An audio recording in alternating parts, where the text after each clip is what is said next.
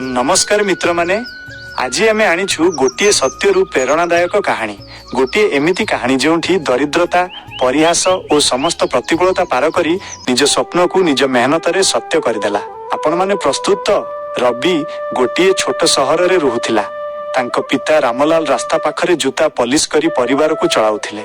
रविंग परिवार एते गरीब थिला जे स्कूलर बही यूनिफॉर्म किंबा आउ कोनोसी जरूरी जिनिस किनिबा मध्य कष्टकर थिला।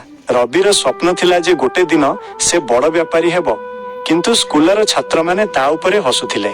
से माने कहुथिले पॉलिश करुथिबा बापर पुआ व्यापारी हेबो। लोके ता स्वप्न को हसी उड़ाउथिले, ताकू थट्टा परिहास करुथिले। किंतु रवि चुपचाप से सबु सहुथिला एवं मन मध्यरे कहुथिला मु देखै देबी जे मु कोन करि परिबी। रविर ता पितांक उपरे बहुत गर्व थिला। से देखुथिले किपरि तांको पिता दिन राति कष्ट करुथिले किंतु सदा हसुथिले।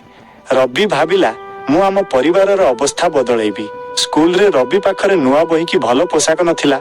से पुराना बही और धार करी बही पढुथिला।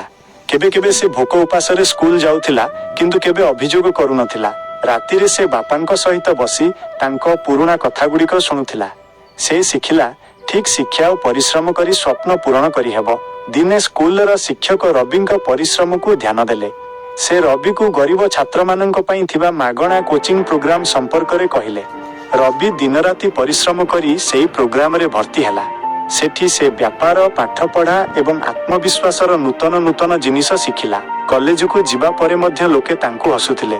जूता पॉलिश करुथिबार पु व्यापार शिखिबा को आसीछि, किंतु रवि सेमाननक कथा को ध्यान देइनी। कॉलेज रे पढ़ा सहित से छोट छोट काम करुथिला। बाजार रे फल बिक्री करी ट्यूशन पढ़ाई टंका संचय करुथिला। कॉलेजर शेष वर्ष रे रवि गोटे छोट व्यापार आरंभ कला। से गाँर कारीगर माननक सहित हस्तशिल्प सामग्री बनाइबा आरंभ कला। ऑनलाइन मार्केटिंग शिखिला एवं सामग्री को सहर रे बिक्री करुथिला। धीरे धीरे रविंक बिजनेस बढ़िबा को लागिला। एते बढ़िबा को लागिला जे से निज सहर रे गोटे फैक्ट्री खोलिला। हस्तशिल्प एवं वस्त्रर एक बड़ ब्रांड सृष्टि कला, जहाँ समग्र देश रे प्रसिद्ध हेई गला।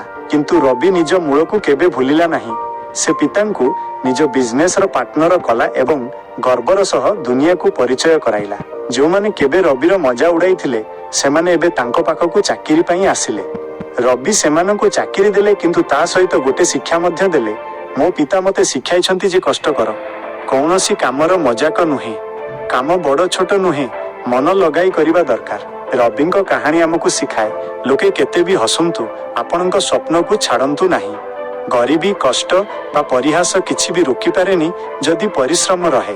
रवि केबे काहाकू जवाब देइनी। से तांकामरे दुनिया को उत्तर देइदेला। यह थिला रविंक कहानी। निज कष्ट एवं परिश्रम सहित प्रमाण करिदेला जे जीवन रे असंभव बोली किछि नाही। वीडियो टिको लाइक करंतु और सांग मानंको शेयर करंतु। चैनल टिको सब्सक्राइब करिया को आदो भूलंतु नहीं और बेल बटन को क्लिक करंतु एपरी नुआ नुआ और मजालिया वीडियो पाया पाई। Thank you.